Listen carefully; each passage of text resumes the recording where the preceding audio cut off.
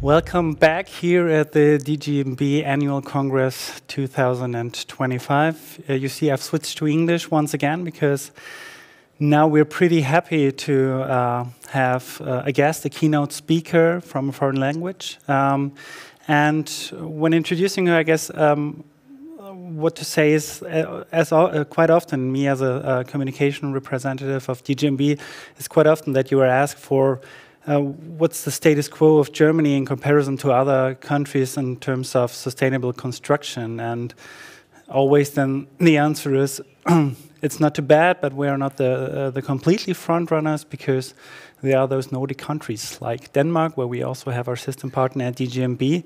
But is it really the case? And if yes, why it is the case? And there we have the perfect person with us to introduce this to us. And this is Helle Redder Momsen. Happy to have you here. She is working at the Danish Authority of Social Services and Housing, and she has the position of a head of Secretariat at the Nordic Sustainable Construction, so not only focusing on Denmark, but also on the other Nordic countries.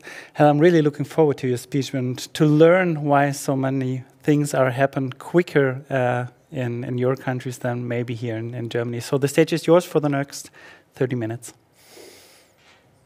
Thank you very much for inviting me and for organizing these big days with a lot of information. I heard you already had very interesting conversations. So I'm leading this Nordic collaboration we have that's called Nordic Sustainable Construction with a lot of other good colleagues from the Nordic countries and our European colleagues. So thank you very much for inviting me. I will tell you a bit about the story, why we're collaborating, what we're collaborating on, and some of the key results, and also look a bit towards the future. I think there will be some minutes for discussion afterwards, so if you have questions, of course, that's always very interesting for me to get. So please don't be shy to ask later. I will let you organize that. All right. So it began with a vision. Yes, I will tell you a short story that it was back in 2019, at that time, Nordic prime ministers and larger organizations and CEOs came together in Iceland, as it often happens in the Nordic countries.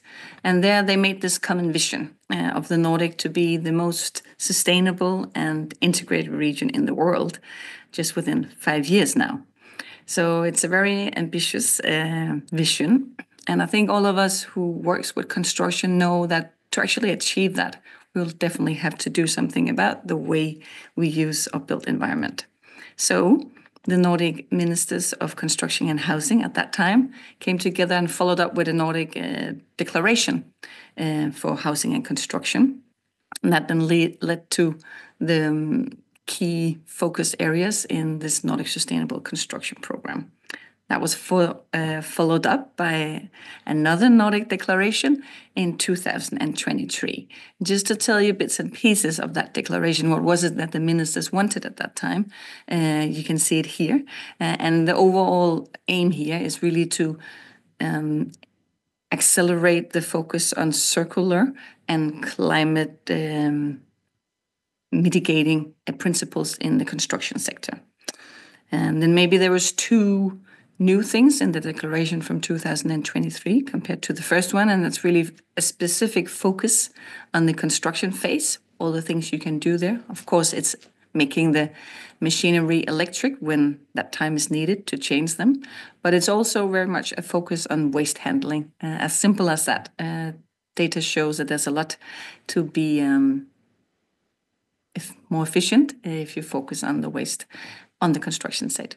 And then another point they included in 2023 was a need to preserve and develop the existing building stock. So I know you talked a bit about sufficiency these days, and that was also a wish from the Nordic ministers, focus on what we already have. So to be able to live up to the overall vision and contribute to this Nordic vision, we made this Nordic Sustainable Construction program. That is a collaboration between the Nordic countries and, of course, also with strong links to our European colleagues. And the focus is really supporting the Nordic Vision 2030 of establishing the Nordics as a leading region in sustainable and competitive construction and housing with a minimized environmental and climate impacts. So it has these 2 key focus areas. To do that, we developed 5 work packages that you see here on the screen, all run by different stakeholders. So the first one is focus on how can we harmonize the way that we're doing life cycle assessments. Back in 2019, this was very immature still, and when we started the program in 2021, there was many ways of doing it, and instead of us all developing different methodologies, we wanted at least to be able to have a deep knowledge, understanding the different countries' approach, so we could align as much as possible. Another focus was on circular business models, and the other part of that, the procurement muscle, to actually procure or demand something that was more circular. And then the third, focus on what is a sustainable construction material? What can you say is sustainable, and what role does architects have in that? And then the fourth, focus on emission-free construction site. So I said there was one focus in the minister's declaration on this, and we then wanted to further develop how can you calculate exactly the construction site, who are the front runners, what can we learn from them, and many more things. And then the last one is a program secretariat, so to make sure it all runs well, that we communicate like here, share the knowledge we have developed together, and then a specific focus on competences. What I'll do today is actually mainly digging into the first work package, so the Nordic harmonization of life cycle assessment. We do have some time, but all of these 5 work packages started in 2021 and actually ended last year. But of course, it's a lot of people, a lot of funds, so I can't share it all within this still limited time. But I'll tell you where you can find more details. But today, the main focus is on the life cycle assessment. So this work package was run by the Ministry of Environment in Finland, and I had 5 tasks. What I will mainly share with you today is the results of the analysis of the Nordic LCA practices. So when we do the calculation of all the construction phases in the construction process, how do we do that and what do we include? I will take a deep dive in that today. A little bit about data and the importance of that, and a little bit about, so that was task 2, and then a little bit about task 3. Is there any ways we can do this more smart and faster, and of course then cheaper? And then task 4 is also very linked to some of the information I will share with you today. How are we actually doing our LCA or life cycle assessment calculation, and how do we set limit values? Yeah. So I hope you can still follow me. So this timeline, I know it's a bit of a wild slide. I hope you all have your computers so you can actually easily see it. It's to give an overview of what is the timeline of when did countries start demanding carbon declarations, that you have to calculate how much your new construction we're emitting across the whole life cycle of a building. And then when did countries implement that there's a limit to how much LCA you can emit. And then the picture of the infographic is the life cycle stages as we see them, and as by the standard. So Sweden were the first country to say that in the Nordic region that you have to calculate, and then came Norway followed by them. So it was in 2023 that it actually became regulation that you have to calculate for certain sizes of buildings. And then in 2023, Denmark followed that you have to calculate, but you also have to reach a certain limit. So that's what it says there, 12 kilogram CO2 equivalent per square meter per year. So in a 50-year time frame per year. Then Finland is also implementing it very soon, including the limit values, and Norway is discussing it very much. And you see through this graph how it's developing and the plans for implementation. Estonia has been part of this work, so you can also see their plans. And Iceland will implement the calculation from September, I think it was this year. I think many of you know the European system. The taxonomy already sets values, and with the new Energy Performance of Buildings Directive, the revision of it, and the upcoming delegated act, all countries will, by the end of next year, or at least January 2027, have to have made a roadmap that tells how they will implement limit values and what targets they will be setting. So this is something that all of our countries are looking into.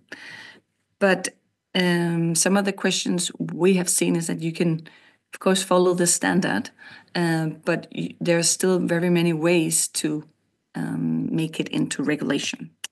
So what areas and what parts of the building do you include? What is the scope when you make a limit? When you inform this to the authorities, what is the process? And how do you do about all this data that the life cycle assessments demand? So we made this report, Decarbonization of the Building Stock. It's one of many and made by very good researchers and consultants. And it's some of the information from there that I'll be sharing with you now. So hang on, and it's some detailed slides. So first of all, what kind of buildings and the size do you cover in your regulations? So you can say that you have to calculate, but what kind of buildings are included? And here you see an overview of what the different countries at that time had included or were planning to include. The icons here means if you have a limit value and if you have to declare, count the carbon that your construction is emitting. So here it just gives you an overview and some of the considerations that the different countries have. So when you want to start, you can also see, okay, so what are other countries doing? And of course, the delegated act will also give some guidance. But I guess it's also up to each individual country where they want to keep the limit. There's methodological choices in how you do your regulation. So how do you define the reference area? The delegated act will also, from the EPBD, Energy Performance of Building Directive, will also have their say on this. But just to show that there's different ways that the European countries do it. It's different how you calculate your global warming potential indicator. Do you include all the 3 levels or only some of them? How do you handle biogenic? It can be handled in many different ways, and it depends a lot if you only have the A modules, so the upfront carbon, or all of the modules. This is very important also for the forests that we have and the biodiversity linked to that. Then the assessment scope, what do you calculate on? Which of the modules do you include? The delegated act will give some guidance on that and what has to be calculated, but of course maybe it's another thing with the limit value. What building model parts to be included? It means a lot. Do you include the basement or not? Should furnitures that are fixed be included or not? All these differences, of course, mean something when you want to compare, but also for the companies who will be regulated. And then when we all have an energy mix that is changing, then it, oh no, that's not the one, sorry. It means something about when you put solar PV, for instance, how do you calculate, how much can you include? It's also an important thing. And then how do you handle the long-term carbon removals? This is something we have not decided yet, but of course it's also important. And then in Denmark, for instance, it's the municipalities who gets the information from those who are constructing new buildings. But what format should they report in? And is it all different ones? So how should that format look? This also means a lot for how you can do the regulation. Then the generic data, the scenarios and standard values, it also means a lot. So we all have a energy mix that is changing. It's becoming more green to reach our European or national goals. And that, of course, means a lot. So when you update your energy mix, it will mean something for the limit you have put. So it's important to know which data you use. decarbonization scenarios for the BC modules, how to look for them. There's also something to consider, do you include or not? The data sources. So actually we have used a lot of so in Denmark, we have used a lot of the data from the DGNB, and it has been really great resource for us. We are also developing our own data now, but it was a really good starting point, and I think it will be needed for many European countries because it takes time to build up your database. So thank you for that one. But also it gives an overview of what the different countries have done. So Finland and Sweden had a good collaboration developing their own national databases with data that you use for your life cycle assessment calculation. This helps the companies when they have to do this task. And then to get started, you need generic data. You wouldn't have environmental product data, EPDs, for all products. So you need generic data, but on the other hand, you don't want them to have a preference. So there's different ways of putting like a conservative factor. So we also map what are the different approaches. And I also think the Delegated Act will have like a proposal of how to do that. And then there's different building elements and the building services. How is that done? And do you have standard values for life cycle modules? Yeah, so these are some of the things that can really differ when you make your LCA calculation. And when you have a certain limit, it means a lot which of all these elements you include and how you include them. So you can see all these points we pointed to is something you have to consider when you're making your regulation. So as I mentioned, it becomes very data heavy to do an LCA. So can digitalisation help to do that? And there we have had one report made that really has a very deep look into data and the different kinds of data and different data scenarios and how to update them. If you're a data nerd, I think you will really like this report. So I just, it's free.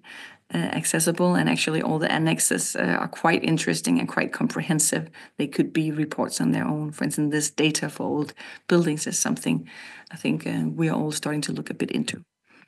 Then we made 2 reports looking at, is it possible to make an automated LCA? So first we mapped what are the different ways of using building information model in the different Nordic countries. Sorry, I thought I had one more slide here, but it's not there. But what we did based on this is that we are not yet there where we're ready to say this is how you make an automated LCA. But we know the different processes when you take information from one part of the construction process to the next. What can some of the challenges be? And this report looks into how is it possible to get closer towards an automated LCA. We're not yet there. We would like to collaborate more on this, but it's an efficiency process that I think all countries will have to go through at one point. So we have some considerations, but we're very open for good ideas. We made several BIM files that you can use because it's a way of improving your design choices when you design a building. And they're freely available, and they're YouTube video illustrating how to use them. So this could be really good for instance, architects or students or anyone with interest within this.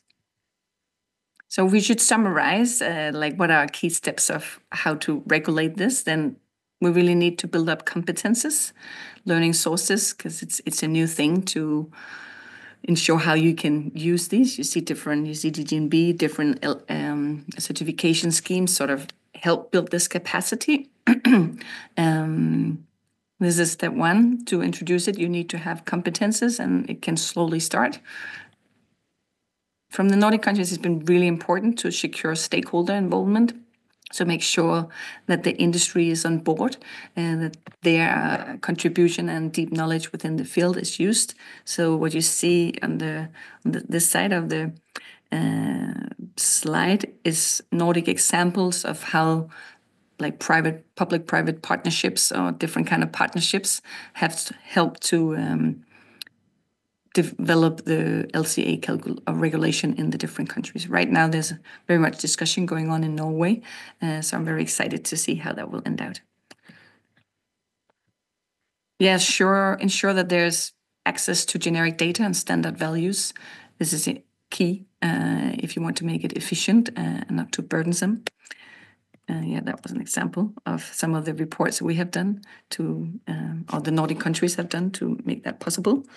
Improve the availability and the digitalisation of the environmental product data. Some countries have supported the development of EPDs to get it started. Create a basis for structures for the limit values. So when you put the limit, it can be nice to know what is your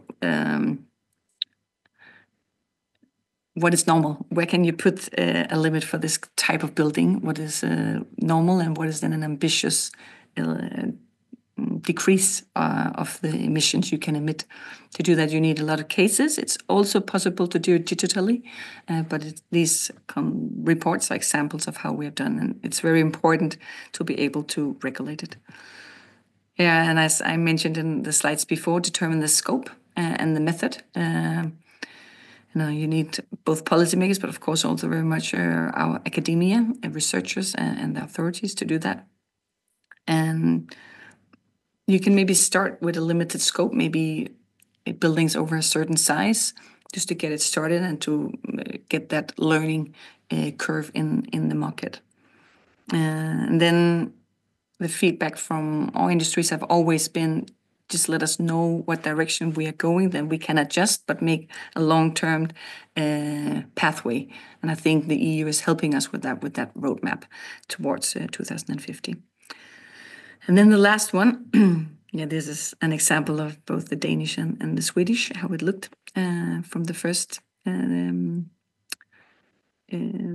plan. This is an old part of an example of the old Danish political agreement. It has been done more ambitious now. And the last thing is that in the first program here, we considered, we're very focused on new buildings. But as I mentioned in the beginning, 2023, there was a focus from the ministers on the existing building stock. How can we use what we already have in a better way? We already have a lot. And there one thing is, how do we actually calculate the climate impact from renovations? They're very different renovations. How can you put them into boxes? If any of you have a good method for that, please write me. We're very interested in this so that we don't develop a huge variety of methodologies. Just to be able to compare if that would be of interest at one point. I mentioned this a little bit, so it's one of the other work packages. I just wanted to share it because we think it's interesting what we have made. So there are vocational schools where craftsmen are being educated, and in some countries it's very old, the education material that they're using. So we have developed these 3 education materials focusing on how to build with reused wood and reused bricks. So there's a lot of material there, unfortunately not in German at the moment, but in English. So if any of you are interested and know teachers working in vocational schools, please share this with them. Skills for Reuse, it's called. Yeah, and this is an overview. I mainly talked about results from this and then a tiny bit from here, but it's an overview of all the results and reports we have made along the way in these 3 years we've been working. So just to show you, and we also made a summary report. So if you don't want to go into a specific report, then you can also get the highlights of all the outputs in this report that we made called Toolbox for Future-Proof Construction. So I mentioned that there's a huge focus from the Nordic ministers on collaborating, and they've been really pleased with the collaboration we have done so far, and they want us to continue collaborating. So in August last year, they advised us to go for another program phase, focusing on the 4 words you see here: climate, circularity, digitalisation, and the EU. So we don't know if it will be possible yet, if we will get the funds needed to have such kind of collaboration. But of course we hope to do that. And if we will get it, the funds, then we hope to do something similar to this. It might change, but I just wanted still to share it with you as we now have the opportunity. So we'll still have a focus on climate, and we'll still have a focus on making the LCA calculations more efficient, so that the regulation is less burdensome. We want to see if we can foster more innovation in the new products and methods we need. And then we know we have a change in climate, so maybe we need to update our regulations towards that. And it, of course, means something for how we construct. So then Iceland would like to steer such a work package. Then for circularity, Denmark would like to steer such a work package. One focus would be on how can we utilize the existing square meters better, both by floor area optimization, lifetime extension, and then transformation of the build. Some people say that the most sustainable building is the one still standing. Then we know that there are different ways of using reused materials, but it often is a bit burdensome because you don't have a standard for it. So we want to see if it's possible to develop a standard for reused construction products so that that part of the market can also have an upscaling. And then all our countries are adapting the Euro codes to the national annexes, and there's quite a potential for harmonization in that, like doing it in a similar way across the Nordic countries and maybe more. But there's also a lot of green benefits like climate or resource optimizations that can make the building more resilient and also more cost effective. And then we would like the website we made for skills to stay alive. And then with digitalisation, it's really Norway would maybe like to run this work package. And here there's a huge focus on data and the interoperability. Like I said, the automated LCA, how to make it. And then Sweden, Boverket, would like to be responsible for an EU package, really making sure that we are well aware of what's coming, that we have good collaboration with our Nordic our European colleagues, and that we also contribute to the European collaboration going ahead. And then, of course, the Secretariat to make sure that we spread a bit of the information and that it's all running. Yeah, so I said I wanted to share with you where you could find more information later, so you can dig into this in our knowledge center that we have gathered. Yes. So if you want to stay updated, we have a newsletter. A colleague of ours made these sustainable building sagas. I think some of them are very interesting. And we also have a LinkedIn page, which of course you're most welcome to follow. So thank you very much. Thank you for your presentation and the introduction into your great work. Of course, when you present it to an organization who is somehow some of the more ambitious ones in a country like Germany, you'd like to push a little bit more, but also not want to lose the market itself. It's good just to see that there are things happening in a direction where we also try to go into. Before I open also the round for the questions and we make a little bit of a rearrangement here, just the one question. You have it on the one slide with your 8 points, and on the second point, on the first point, it wasn't the second point, secure stakeholder involvement. I guess it was. I guess there was the phrase certifications lead to competition. Is this the way that you look on building certification, that they somehow have the chance to accelerate because the ones who want to achieve a certificate are in a competition amongst each other? Is this the main value that you see behind certification? I think there can be many values with certification. I think it can be competition, but I also think there's a lot of knowledge gaining. It's really, at least those I know in Denmark, they're quite front running. They know the next steps that we need to take, so they really help build that capacity that is needed in the market.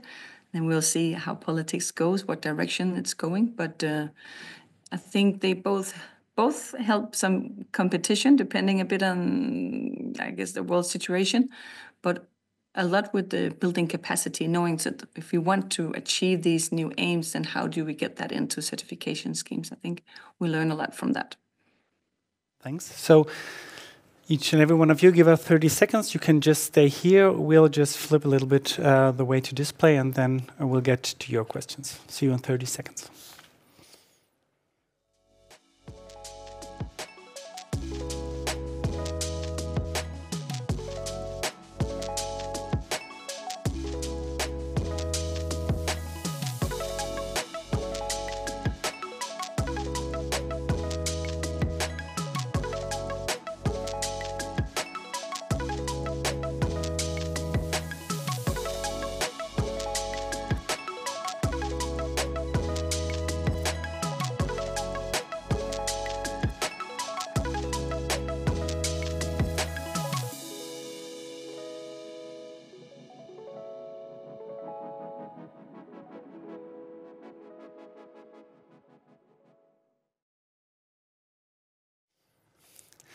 So, back with you, Helle.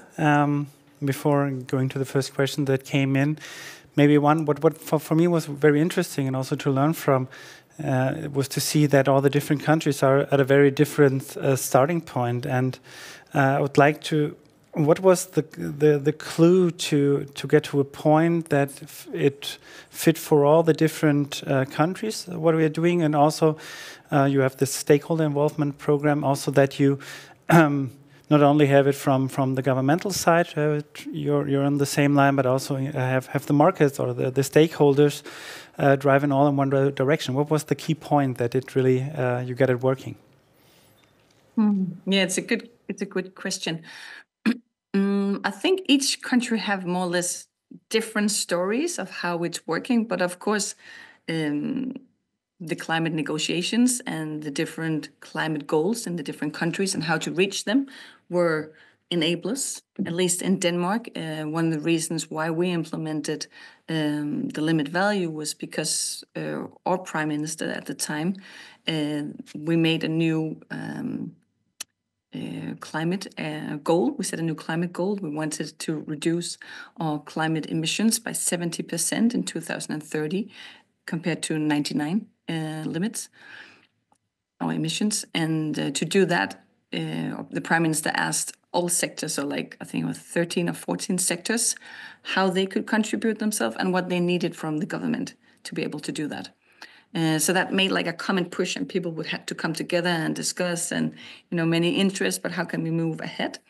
And there, the construction industry actually asked the government to implement limit values, and then that became part of this national strategy for sustainable construction that we are now implementing and have just in July we will have the limits that are currently there tightened quite significantly and also divided into different building typologies.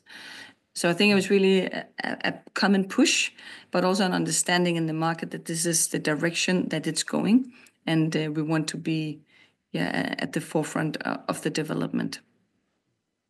When a lot of similar speeches or activities in the last years, pretty much not so much focused on the phrase of sustainability, but focus on these net zero aspects. And did you have a discussion? Because of course, cities like Copenhagen, they had their commitment a few years ago to be net zero in 20 whenever. But did you decide 25? Yeah, 25. They don't reach, I guess. But was it a decision to not use this frame when talking about that, but because it doesn't help us, because it makes too much pressure, but stay with the more holistic view on sustainability? At that time, it was called the Climate Partnership, and it actually evaluated what would the climate impact be at that time. But when we made the strategy, like the Danish Authority of Social Services, and also think that some of the other partnerships, no, maybe it's more at least the Danish one, I know that one, it has a wider focus. There's more elements because construction is of course important for many areas of the society. Climate, one of them, and it was definitely a key part of the 21 initiatives, but there were others also focusing, of course, on affordability, accessibility, and other things. Here's a question. So the big question: if you have any information about how politics made this happen, how have you argued, and how was the mood in the different countries? I think it's been a little bit similar in the way that there's been a close collaboration between different stakeholders in the industry, workers, and then the government of wanting to find a common way. This regulation is coming, so how do we want it to be implemented in all countries? And also different ways of testing it and building it. Then we have the pilot cases, showing that it's actually possible. In the beginning, there was a lot of insecurity of knowing what is an ambitious level. In the beginning, when we put 12 kilograms CO2, there was many people who said it's unambitious and it won't change anything. But it was actually also the point that it shouldn't be too drastic in the beginning, because the whole market needed to do something. Just even learning how to calculate, put up that whole system is a lot. And of course, we wanted to bring people to the transition. But on the other hand, we also wanted to make sure that everyone knew that this is the way it's going, and it's a political decision how fast this limit will go down. So you need to know this. You need to be able to be part of this transition. So I think it was very close collaboration, listening to each other, having these partnerships. Someone spent a lot of time organizing it, listening to each other, finding out what initiatives are most important. Like, for instance, in Sweden, they have this fossil-free society by 2045, I think. That's really initiated by their industry organization, and then gathering in different partners and giving their proposal. How do they also want to be part of the transition? And in Iceland, again, they had a really impressive work. It's called Sustainable Roadmaps, where they have 74 activities that they're really implementing. And they, don't know if you remember the slide, but they're actually quite fast and implementing it rather soon. So they're really leapfrogging a lot, and also looking into, like, I don't know if you can call it new areas, but also looking into renovation, demolition, and these kind of topics, biodiversity and so on. For me, it was very important that you put build up competencies on number one, and because that's so like what you just said about some of the coming from the market, the ones say that it's not ambitious enough. We heard it also from our colleague from the Green Building Council in Denmark, that there's also, when talking about DGNB, that they are the ones who want to push it further. But on the one or the other hand, there you have a lot of parts of the markets who are not yet there. So is this also, do you see your role also with this build-up of the competencies and some sort of giving the smaller companies the chance to participate next to the bigger companies? Also, do you see your role also there to make some sort of a same level of competitiveness? I don't know if we, like, as a government, can make sure that we all have the same level of competitiveness. I think that will be hard, but at least so in Sweden they made a handbook so that it would be easier to implement. They made that database accessible, so that when you make your calculation, you don't have to find all those numbers yourself. It's easily accessible. And then, of course, if we manage to do the automated LCA, it will also make it even more, at least easier.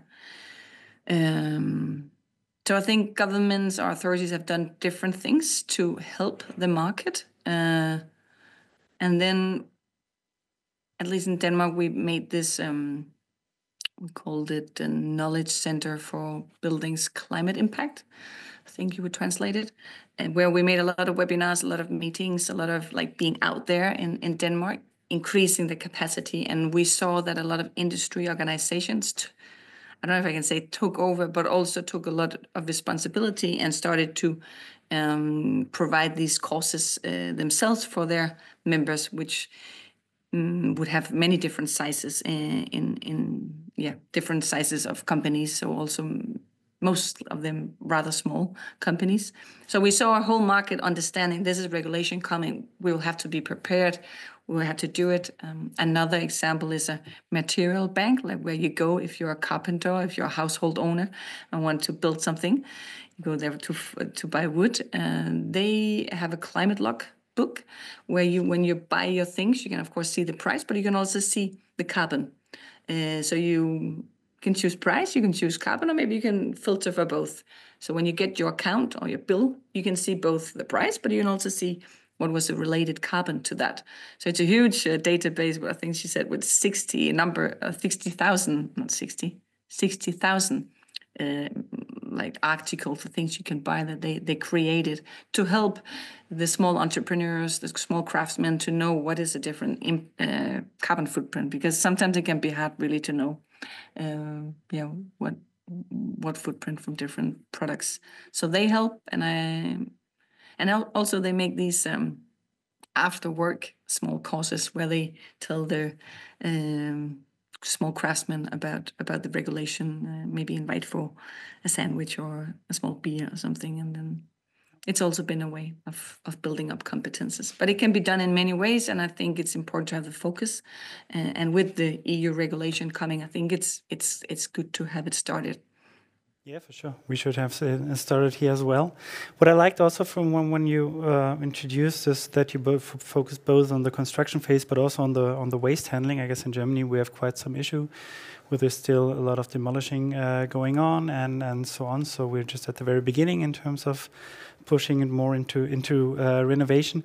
There was a question when looking on sustainable building in the Nordic countries. Is there at the moment some sort of a rising topic or a hot topic that pops up more often than others? So circular building, green building with nature and so on. Is there this one aspect that's pushed at the moment a lot? Yeah, it's a very good question. I think like in many other countries that circularity, and then you can of course talk a lot about what is circularity and what is good circularity. And there's definitely a focus on how can we do more with what we already have? How can we extend the lifetime span of the building? There's also a lot of demolishing in our countries. And I think several of us are looking into how some of them are valid, some of them are maybe not. So what is driving it, and how can you also change it? Yeah, so there is a focus on keeping the square meters and the existing building stocks. In Denmark, from July, we will implement that you have to calculate so the A4 and A5, so the faces on the specific construction site, and it has a specific limit for itself.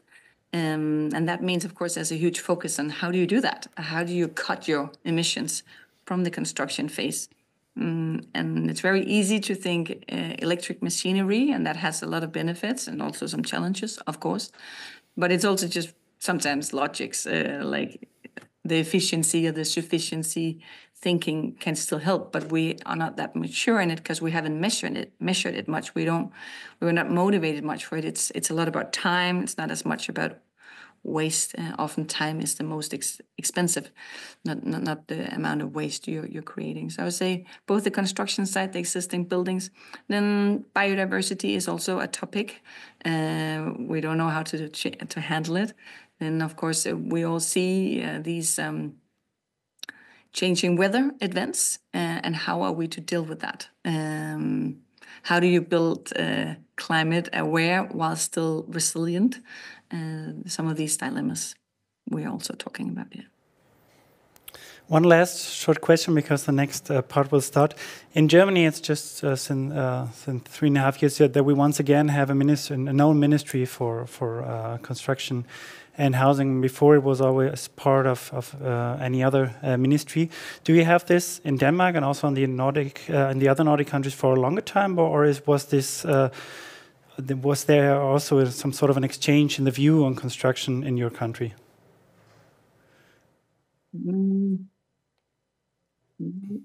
I think it's a bit different. I know Iceland just changed their ministries from infrastructure to social services and housing, and this is how it's also in Denmark, that we often change. I think it makes us good collaborating with many.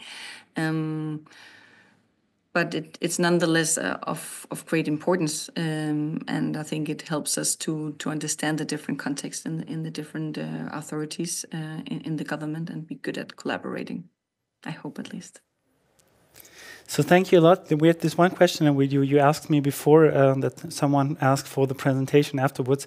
I would say please get in contact maybe via LinkedIn so that you can exchange contact. At least we exchanged it before. If not, just send someone from the DGNB a request and we bring it to Helle. And nevertheless, we will have the recording of the speech on our YouTube channel in the next week. So thanks a lot for your time.